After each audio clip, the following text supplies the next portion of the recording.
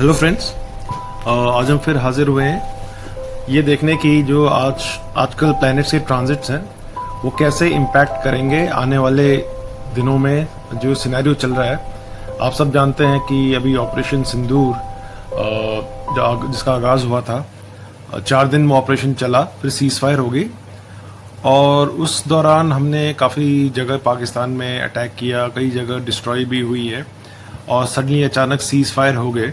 तो जैसे सबको पता है कि ये वाला पीरियड जो है काफ़ी ख़तरनाक पीरियड है, क्योंकि जो प्लानिटरी ट्रांजिट्स हैं वो काफ़ी अच्छे नहीं चल रहे हैं इस दौरान। उस पर अभी हम आएंगे। तो हमने जैसे पहले भारतीय कुंडली को दोबारा एक बार देख लें। यहाँ पे हमने देखा है कि राहु वृषभ राशि में विराजमान है, मंगल सेकंड हाउस में है और बाकी जो शुक्र बुध सूर्य चंद्र और शनि, ये 5 ग्रह जो है थर्ड हाउस में विराजमान है और 6th हाउस में गुरु विराजमान है। इस कुंडली का हम पहले विश्लेषण कर चुके हैं तो उस पर हम ज़्यादा नहीं जाएंगे, लेकिन जो मेन प्रॉब्लमेटिक जगह है वो है मंगल की स्थिति, जो सप्तम हाउस का स्वामी है और सेकंड हाउस में विराजमान है। ये दोनों मारक स्थान है और ऊपर से मंगल भी 8th हाउस को देख रहा है, जो भी अगेन मारक स्थान है। तो मंगल की पोजीशन वजह से थोड़ा हमें हमेशा कष्ट आया है हमारे दुश्मनों और शत्रुओं से। हम हमेशा कुछ ना कुछ वॉर की स्थिति है और ये मंगल का भी साल है और मंगल की दशा भी महादशा, जिस पर हमने पिछली बारी बात की थी, वो भी सितंबर से शुरू हो गई। लेकिन आज हम फोकस करेंगे जो ट्रांजिट्स होने वाले हैं, क्योंकि हमने जैसे ही देखा अप्रैल 29 जब हुई तो शनि, अगर हम देखें तो शनि हमारी कुंडली में ये 11th हाउस में चले गया था, मीन राशि में। तो शनि का दुनिया में मीन राशि के जाने से काफ़ी उथल पुथल शुरू हुई कि राहु भी वहाँ पे विराजमान है। तो शनि राहु की वजह से अगर हम देखें तो दुनिया भर में काफ़ी उथल पुथल हुई है। शनि वाटर साइन में भी है, मीन वाटर साइन है, तो उसकी वजह से अगर हम दुनिया में देखें तो 2 वॉर तो पहले ही चल रही थी, ऊपर से ये इंडिया पाकिस्तान की वॉर भी एक तरह से शुरू हो गई और ट्रंप ने भी टैरिफ वॉर पूरी दुनिया में आग लगा रखी है। अच्छा बुरा तो बाद में पता चलेगा, उनके अपने हिसाब से तो वो अपने देश के अच्छा कर रहे हैं, लेकिन दुनिया भर में काफ़ी उथल पुथल मची हुई है। अब ये 2 जो एक्स्ट्रा टैरिफ वॉर और इंडिया पाकिस्तान की जो प्रॉब्लम शुरू हुई है, वो जैसे ही अप्रैल 29 में शनि और राहु एक साथ आए मीन राशि में, तब से हमने देखा दुनिया भर में, और अर्थक्वेक्स भी बहुत शुरू हो गए। एक बड़ा अर्थक्वेक आया था, अगर आपको याद हो, म्यांमार रीजन और थाईलैंड के आसपास, और बीच में भी 1-2 अर्थक्वेक आए थे। पाकिस्तान में भी 3-4 अर्थक्वेक्स आए हैं, तो उन पर भी हम बात करेंगे। तो जैसे हमने देखा कि शनि के जैसे ही ट्रांजिट हुआ राहु के साथ अप्रैल 29 के बाद, ये प्रॉब्लम्स सब दुनिया में शुरू हो गई और शनि राहु हमारे गेंस के हाउस में भी विराजमान है, तो हमें थोड़ा नुकसान तो हो रहा है। ऑफकोर्स पाकिस्तान को ज़्यादा हो रहा है, लेकिन हमें भी थोड़ा नुकसान तो हुआ है जो इवेंट्स हुए हैं। तो अब जो स्थिति बनने वाली है, राहु का 18th, राहु और केतु अगर हम देखें तो ये ट्रांजिट करने वाले हैं। तो 18th को राहु आपके 10th हाउस में आ जाएगा और केतु आपके 4th हाउस में आ जाएगा इंडिया की कुंडली के हिसाब से। तो केतु लियो में चले जाएगा, सिंह राशि में, और राहु आपके कुंभ राशि में आ जाएंगे। तो एक तरह से राहु के अगर हम देखें 10th हाउस में आने से हमें एक फ़ायदा तो होगा कि हमारा फोकस दोबारा ग्रोथ की तरफ हो जाएगा। थोड़ा शनि राहु के निकलने से शनि राहु का थोड़ा जो श्रापित जोश या पिशाच योग जो बोल रहे हैं वो थोड़ा कम होगा। बिल्कुल तो हम मना नहीं होगा कि शनि अभी भी मीन राशि में तो विराजमान है अगले 2.5 साल तक, तो थोड़ा प्रॉब्लम तो क्रिएट करेंगे। शनि मीन राशि में ज़्यादातर अच्छे रिजल्ट्स नहीं दिए, अगर हिस्ट्री में भी जाके देखें तो। ये तो बात हो गई कि राहु के आने से थोड़ा फ़ायदा ये होगा कि हमारी ग्रोथ पे ध्यान ज़्यादा रहेगा, हम ज़्यादा अपने फोकस रहेंगे कि वापस अपनी इकोनॉमिक ग्रोथ पे हम फोकस करें। लेकिन केतु के अगर हम देखें 4th हाउस में जाने से, और मंगल अभी नीच का है 3rd हाउस में, तो प्रॉब्लम तो कर ही रहा है। मंगल भी ये भी बहुत बड़ा प्रॉब्लमेटिक वॉर का कारण मंगल माना जाता है, और ये नीच का 3rd हाउस जो पराक्रम का है वहाँ पे विराजमान है अभी इंडिया की कुंडली के हिसाब से। तो हमारा एक्शन वॉर्स तो हो ही रही है, हम काइनेटिक एक्शन ले रहे हैं apart from non kinetic action. तो मंगल भी जून 7 के बाद आपके 4th हाउस में आ जाएगा। तो मंगल केतु का कॉम्बिनेशन थोड़ा प्रॉब्लमेटिक होगा, लेकिन मंगल के 3rd हाउस से निकलने से थोड़ा में ये फायदा होगा, थोड़ा रिलीफ हो सकता है। जून 7 तक प्रॉब्लम तो चलेगी, जून 7 तक, उसके बाद हो सकता है कि काइनेटिक एक्शन में थोड़ी कमी आए थोड़े टाइम पीरियड के लिए, क्योंकि मंगल का भी साल है और मंगल की महादशा दोबारा सितंबर 25 से शुरू होगी। तो ऐसा तो है नहीं कि ये सब खत्म हो जाएगा, मतलब थोड़ा रिलीफ मिल जाएगा कि जून 7 के बाद थोड़ा मंगल के 4th हाउस के आने के कारण एक्सटर्नल वॉर में शायद तो हम थोड़ी कमी देख सकते हैं, लेकिन इंटरनल स्ट्राइफ बढ़ जाएगा क्योंकि मंगल केतु अंगारक योग का निर्माण कर रहे हैं 4th हाउस में, जो 4th हाउस पब्लिक का भी हाउस कह सकते हैं। तो हमारे सुख सुविधा, कंफर्ट या इन चीज़ों का इम्पैक्ट आ सकता है थोड़ा, क्योंकि कई बिल्स भी पास होने वाले हैं। तो हमें तैयार रहना चाहिए कि हम इंटरनल स्ट्राइफ या कोई सिविल पब्लिक अनरेस्ट के इश्यूज से बचें, क्योंकि वो थोड़ा शुरू हो सकता है। और हमारा जो दुश्मन शत्रु है वो भी चाहेगा कि थोड़े ऐसे इंटरनल इश्यूज हमारे बीच में आते रहें, तो उन चीज़ों से हमें बचना पड़ेगा। तो ये जो ग्रहों की स्थिति हम बहुत बढ़िया तो नहीं बोल सकते, लेकिन वो जैसे जैसे चाल बदलेगी थोड़ा ऊपर नीचे चलता रहेगा। और एक और चीज़ हम देखें, गुरु का भी ट्रांजिट 15 मई को हो रहा है, तो राहु केतु का 18 मई को और जुपिटर का मान लो 15 मई। तो जुपिटर जो है आपकी वृषभ राशि से अब देखें तो जेमिनाई में चले जाएंगे, जो अगर हम तैसे हम हमारे लिए थोड़ा बेटर हो जाएगा, क्योंकि गुरु जो है वो थोड़ा बेनिवोलेंट प्लैनेट है।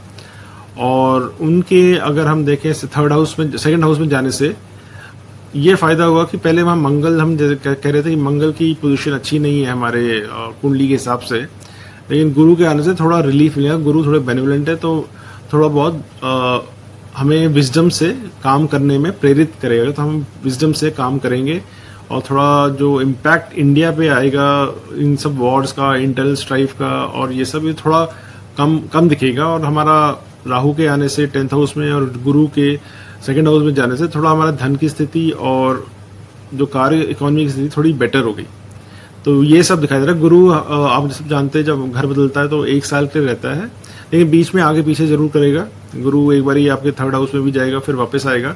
लेकिन अगर हम मोटा मोटी ये माने कि गुरु 2nd हाउस में है, तो थोड़ी धन की स्थिति बेटर होने के चांसेस है, जो हमारा सेविंग्स है ये सब इंडिया के पॉइंट ऑफ व्यू से।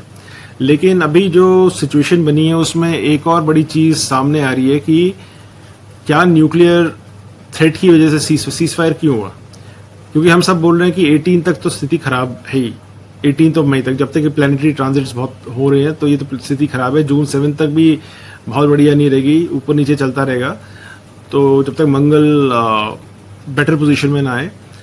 लेकिन अगर हम बोलें तो ये जो सीज फायर हुआ है, सडन सीज फायर होना एक तरह से ठीक है कि सब थोड़े दोनों लोग संभल गए हैं थोड़ी देर के लिए, थोड़े टाइम के शांत हुए हैं। लेकिन चक्कर ये है कि किस वजह से हुआ, क्योंकि हम सब बोल रहे थे, एक बात जो उठ रही है कि क्या न्यूक्लियर एंगल रहा इसमें, क्योंकि अगर हम देखें तो ऐसी भी रिपोर्ट्स आ रही है कि इंडिया ने कुछ स्ट्राइक्स की, उनमें से कोई जो गोडाउन था जहां उनके न्यूक्लियर स्टॉक पाइल थे वहां पे मिसाइल्स गिरी हैं या जहां हमला हुआ है और वहां पे थोड़ा नुकसान हुआ है। और कोई बोल रहा है रेडिएशन भी लीक हुआ है।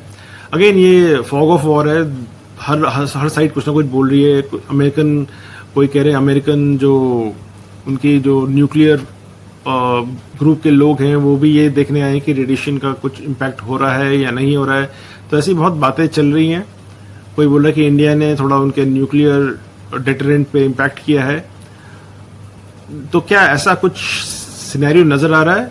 तो मेरे हिसाब से मैं ये कहूँगा बिल्कुल, मतलब ये हम कह सकते हैं। क्यों मैं ऐसा कह रहा हूँ कि ऐसा कुछ सिनेरियोज बन रहे हैं, क्योंकि एक बार अब देखिए पाकिस्तान में कोई 2-3 अर्थक्वेक्स आए हैं। या तो पाकिस्तान कोई न्यूक्लियर टेस्टिंग कर रहा है, और नेचुरल अर्थक्वेक्स भी हो सकता है, मना नहीं कर रहे, लेकिन इसकी जो कोइंसिडेंस है ये काफ़ी कोइंसिडेंटल लग रहा है कि ऐसा ही इसी टाइम पे 3 अर्थक्वेक्स बैक टू बैक कैसे आ सकते हैं और उसी एरिया में। तो या तो पाकिस्तान कोई न्यूक्लियर टेस्टिंग कर रहा है या फिर इंडिया ने कोई ऐसी जगह हिट की है जिससे कोई न्यूक्लियर वॉरहेड पे इम्पैक्ट हुआ है। तो ये सब चीज़ें तो हैं। अब ये कोई वेरीफाइबल रिपोर्ट्स तो नहीं है, ये सब मीडिया से आ रहा है। लेकिन अगर मैं किस बेसिस में कह रहा हूँ कि न्यूक्लियर वॉर की सिचुएशन या न्यूक्लियर स्थिति बनी है, क्योंकि अगर हम देखें एक और कुंडली पे नजर डालें जो हिरोशिमा की कुंडली है 6 अगस्त 1945, अगर वहां पे हम देखें तो वहां पे ये स्थिति बनी हुई थी। सेम आपके देखिए तो 11th हाउस जो गेन्स का हाउस भी कह सकते हैं, जो वहां पे गेन्स तो खैर क्या होगा न्यूक्लियर स्थिति में, लेकिन हाउस तो उसका है। तो वहाँ पे अगर प्लैनेट्स अच्छे नहीं होंगे तो वहाँ पे प्रॉब्लम हो सकती है। लेकिन यहाँ पे अगर हम प्लैनेट्स पे दृष्टि डालें तो हिरोशिमा 6 अगस्त 1945 8 बजे 8:50 के करीब जो बम गिरा था, उस टाइम पे जो प्लैनेट्स की स्थिति थी, केतु आपके 5th हाउस में थे और शनि, राहु, शुक्र और चंद्र आपके 11th हाउस में थे। तो ये 4 जो प्लैनेट्स थे या ग्रह थे राहु, शनि, शुक्र और चंद्र एक साथ थे। और अभी क्या स्थिति है हमारी कुंडली में, तो यहाँ पे भी देखिए शनि, शुक्र और राहु आपके 11th हाउस में और चंद्र की दृष्टि पड़ रही है। ये 1-2 दिन पहले की कुंडली है, 2-3 दिन, उस समय चंद्र आपके 5th हाउस में था जब ये सीज फायर के टाइम पे जो ये सिचुएशन बनी। तो उस टाइम पे ये सारे चंद्र की भी दृष्टि इन तीनों ग्रहों पे थी, तो वही समीकरण बन रहा है।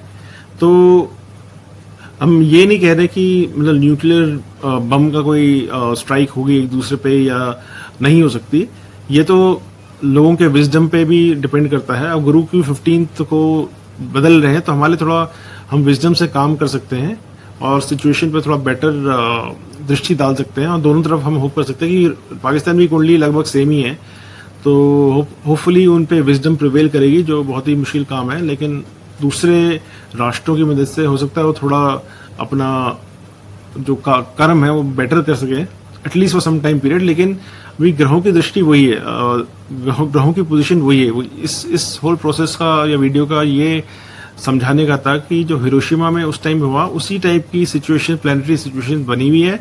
लेकिन इसका मतलब ये बिल्कुल नहीं है कि हिरोशिमा ही होगा, लेकिन ये है कि न्यूक्लियर की जो बातें हो रही है इस टाइम पे उठ रही हैं और न्यूक्लियर का जो ग्रहों का समीकरण बन रहा है वो सिमिलर है। तो मतलब ये सब चीजें होनी लिखा है।